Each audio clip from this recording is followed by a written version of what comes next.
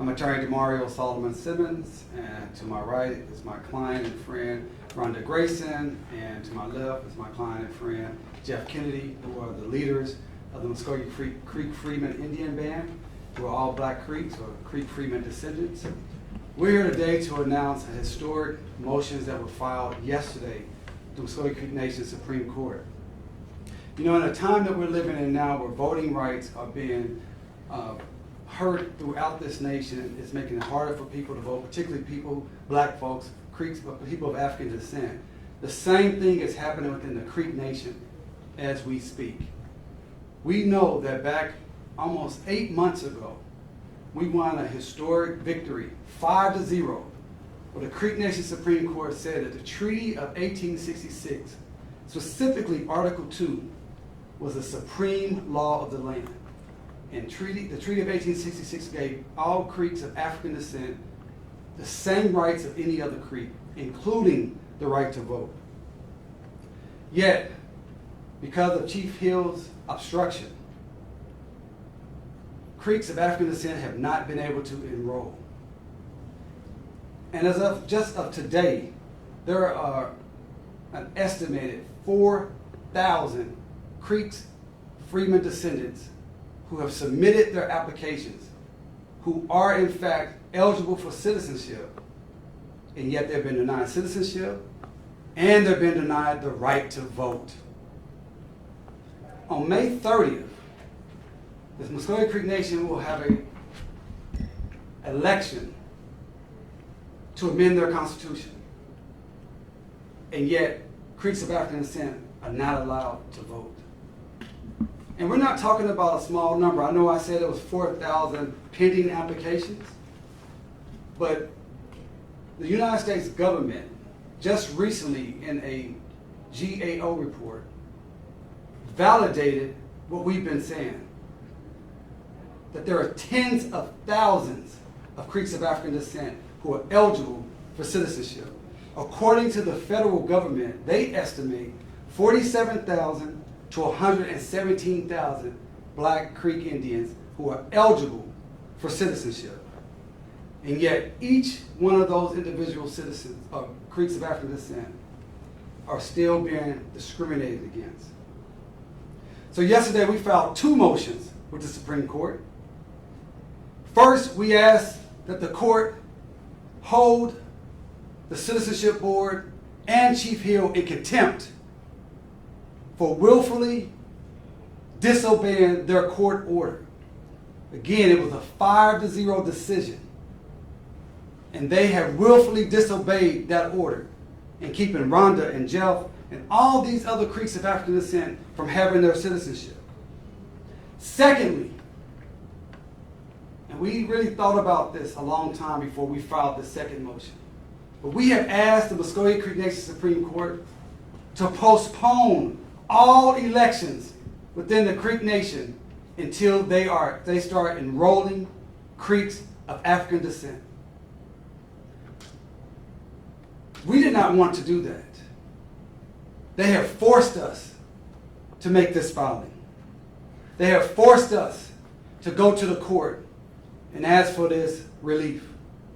We asked the court, if you will not stop the election, at least allow Creeks of African descent who put in the application to have a provisional vote. And this is something that happened in the Cherokee Nation about 10 or 15 years ago, so it's precedent for it. Why did we have to file this motion trying to stop this election? Because there was an election last year in September that the Creeks of African descent were not allowed to participate in. So this would be the second disenfranchisement. And once election happens, there's nothing that can be done. It's error. It's nothing that can be done to fix it. Now let's call this what it is. And I hate to say this. This is nothing but anti-Black racism. We're standing here as full Creeks, and yet we're denied just because of how we look. And I cannot lie and tell you or not express that, it hurts.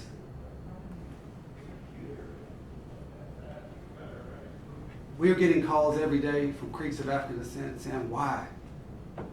Why do they hate us so much? We're just as Creek as them. We know who our nation is. We know what the contributions of our people were.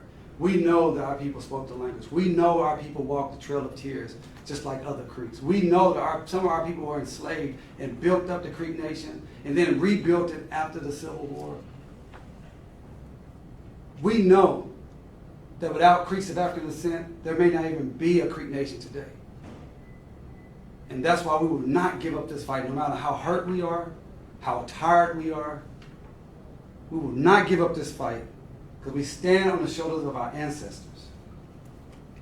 But this case is also not just an assault on black Creeks, but it's an assault on black people throughout this country. It's an assault on our dignity as black people. That a government can discriminate openly based upon race, and it's okay. And as a lawyer, I'm concerned because the Creek Nation has shown itself to be not a nation of laws, but a nation of men. Because a nation of laws will follow the law. They're disobeying their own court system. Not only just the federal courts, the federal law, the federal treaty, they're disobeying their own court system. That puts all tribal sovereignty in jeopardy. Because as we all, as Creek citizens and as Native people, want treaties to be upheld and followed, if our own nation won't uphold it and follow it, why would the United States do it? So this is even bigger than anti-black discrimination. This is about the rule of law. This is about, does our Supreme Court, will you listen to our Supreme Court and do as they have ordered you to do? Also, if you take a look at Chief David Hill's executive order that he filed in August,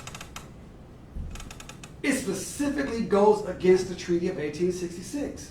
The treaty specifically states that Creeks of African descent will be treated equally as any other Creek. Yet Chief Hill's executive order specifically says when you get Creeks of African descent, when you get their application, treat it differently. That's what it actually says. He's in violation of the law on its face. There is no room for second-class citizenship in this country and in the nation, in the Muscogee Creek Nation. So we're looking forward to the court taking our motions, reviewing them quickly, and responding in the only way we believe it can be responded, by ordering our citizenship applications to be processed and making sure we can vote. And if we cannot get the relief, as we stated in our documents, within the court because of the condensed deadline, we will be forced, and we do not want to do this, we will be forced to go to federal court. That is not our desire. We want to work this out within our own nation. We want our own nation's Supreme Court to be adhered to. We don't want to have to bring in the federal courts. We don't think that should be necessary. But if we cannot get the relief, we cannot continue to allow second-class citizenship to continue. Last thing I want to say. In 1866, when the Treaty of 1866 was being negotiated, there were leaders within the Creek Nation that promised that they were going to do right by Creeks of African descent. They signed that document. That is the document that we all live under as Creek citizens. That is the document that McGirt decision is based upon. That document is good law. And just as the promises of McGirt are being adhered to, the promise of citizenship and equal justice underneath the law for Creeks of African descent must be adhered to.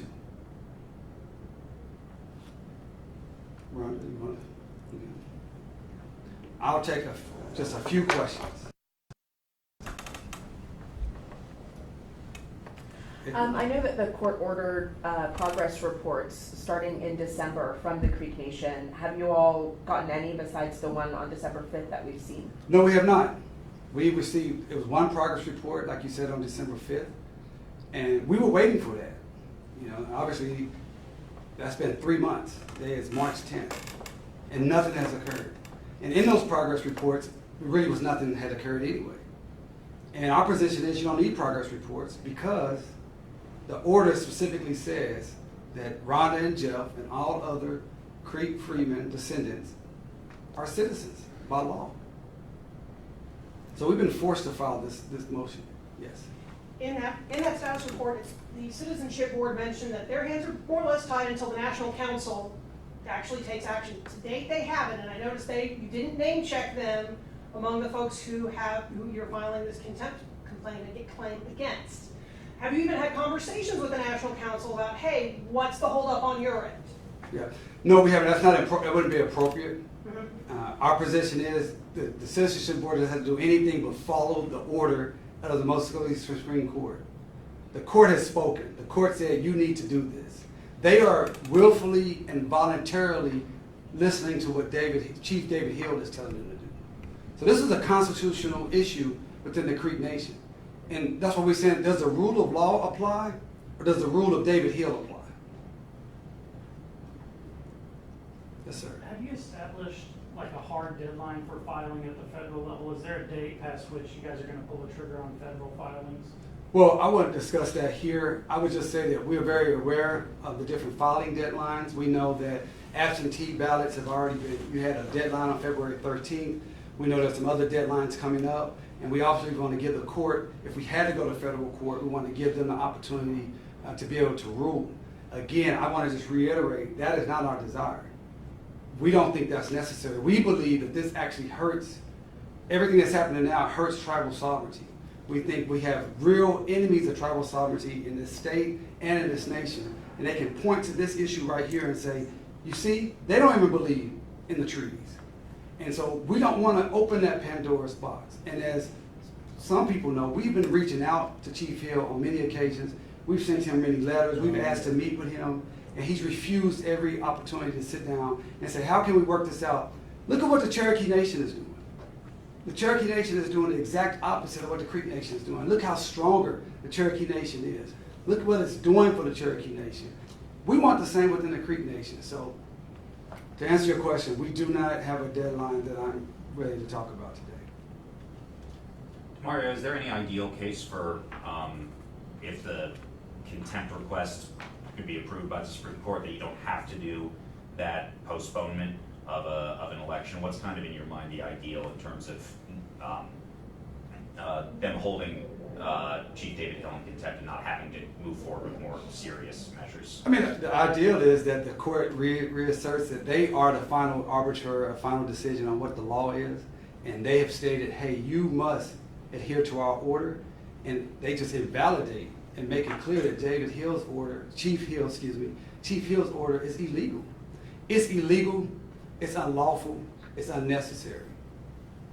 So that's what we hope to hear from the court. All right, thank you. Thank you.